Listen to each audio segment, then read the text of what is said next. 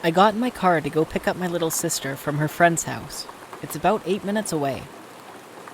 I got in my car like normal, started up, and started to drive to her house. It's important to note that immediately when I got in my car, it felt off. I chalked it up to the fact that I was 15 driving a car without a license, but I couldn't brush it off. Because of the unsettling feeling I had, I never turned on any sort of music, and I just drove in silence. I wanted to be extra careful and aware of my surroundings. It's also important to know, me and my best friend always say flashing lights or flickering lights in general, because of a past experience, are a warning. I am driving through this neighborhood I've been in a million times, and out of the corner of my eye, I see this porch light turn off and on. And I say out loudly, "Okay, I see you." I don't really think much of it, and continue on my way to my sister. Eventually, I come to the stop sign, and the street light above me turns off completely and on again and off. I freeze staring at this light, take a deep breath, and keep driving. I take a turn to the street the house is on. Out of the corner of my eye, I see someone's garage floodlight flashing so fast like the light bulb was about to blow. I look out my driver's window to look, and all the while I'm slowing down. My head is out the window and I'm at a rolling stop. I'm so caught off guard. Suddenly, I see someone sitting behind my passenger seat in the car. My heart froze, and I double-checked what I saw, so I stopped my car completely in the middle of the road and turned all the way around. Clear as day, a man is sitting in the back seat of my car, and I can describe him very clearly. His head was down, but he had blonde hair parted to the side, and it looked like Ryan Gosling in Crazy Stupid Love.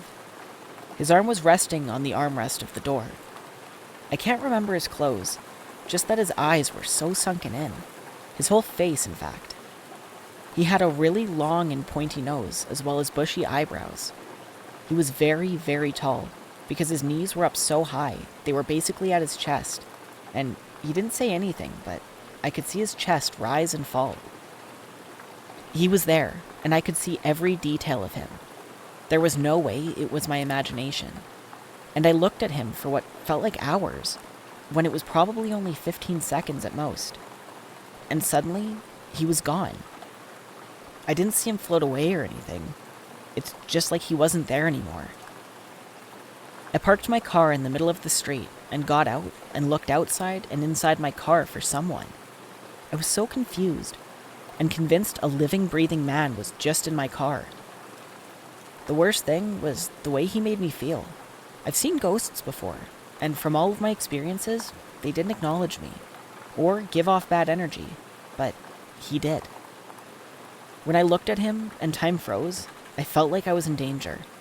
I felt like he wanted to hurt me. It was malevolent. I got back in my car and continued to drive to my sister. I picked her up, and when we left, I was holding back tears and shaking like a leaf. The thing was, I knew deep down the whole drive something was off, and that I wasn't alone. The whole time, the lights were indeed a warning. This man scared me. I came home and broke down in tears trying to tell the story.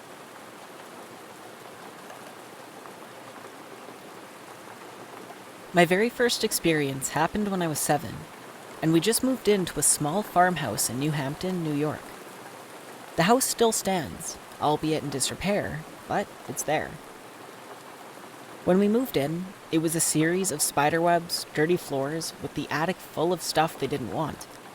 And the bedroom that I would share with my 3 sisters, full as well. We found dolls from the 1920s, old newspapers, and even an entire series of Life magazines in pristine condition, all of which they let my mom sell. It took us weeks to clear that room from all the boxes. When we finally got our cots in there, we had no curtains on the 2 windows to the right that my sister slept under. The moon shone through, illuminating right at the edge of my cot. We had those thin blankets with the one edge that had silk on it. I lay there with my thin blanket, hoping sleep would find me. Just as I started to doze off, I heard heavy breathing coming from the right side down past the windows. It was slowly moving towards me. Assuming it was my sister, I yelled for her to knock it off. It went quiet, and I fell asleep. The second night with my sister, sound asleep, the labored breathing began again. It was raspy, desperate, and slowly moving towards me. So I sat up and yelled again to knock it off, and laid back down. This time, it didn't stop. It just seemed to get heavier and darker and creeping closer to me. So I sat up again, the full moon illuminating the area of the room the breathing was. I thought this time I'll see which sister is trying to scare me, and yelled stop it. Now, I can see most of the room, and there was nothing there, but that terrifying, dark, raspy, and desperate breath getting to the foot of my bed. I quickly laid down, covering myself with that thin blanket, horrified as the breath creeped closer to my bed, inching by horrifying inch. I don't remember falling asleep that night. I do remember it stayed by my bed and I was too scared to look. The next night, the same thing, but this time it's moving a little faster to me. Again, I yelled for any sister to knock it off as I sat up. Again, the moon casts its light on the room with nothing there but a deep, dark, nasty breath headed my way. As it approached my bed, I could hear it crystal clear, but there was nothing there again. I went flat so fast and pulled that thin blanket over my head. It worked last night, and I prayed it worked again. But this time, it inches closer and closer, and it gets more desperate and grotesque. Now it's next to my bed, and as it leans over and breathing hard, it's getting closer to me. Suddenly, I felt a hot breath upon my face as the terrifying, heavy breathing is right on me. I was shaking. It had to be my hot breath I was feeling through that thin blanket, so I held my breath, and it continued. I held my breath tighter. When the breathing takes its large, raspy breath and blows it hard through my blanket, I froze terrified.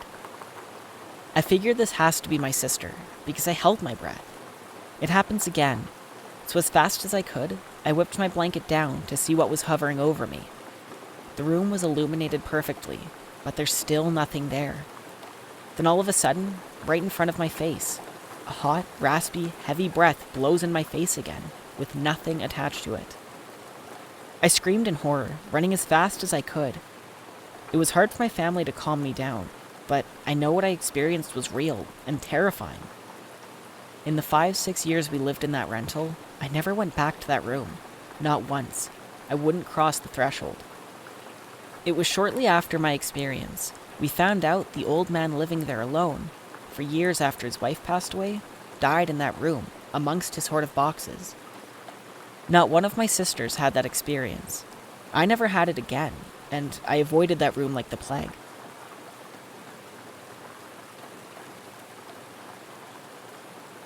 My mom had finally gotten us out of government housing and in a really nice area with much less crime. Everything looked so much brighter and happier for us. Upon moving in, we were notified that the previous tenant, Amber, had died in the apartment. From what we were told, she was rather obese and suffered heart failure in the master room. We moved in and started getting settled in our new home. Nothing too crazy happened our first couple of weeks there, but strange little things started happening. My mom worked midnights at a nursing home, so she wasn't home too often during the night. I was in the bedroom I shared with my brother. One night, we both looked at each other after hearing a thud come from the kitchen. We got up and checked it out.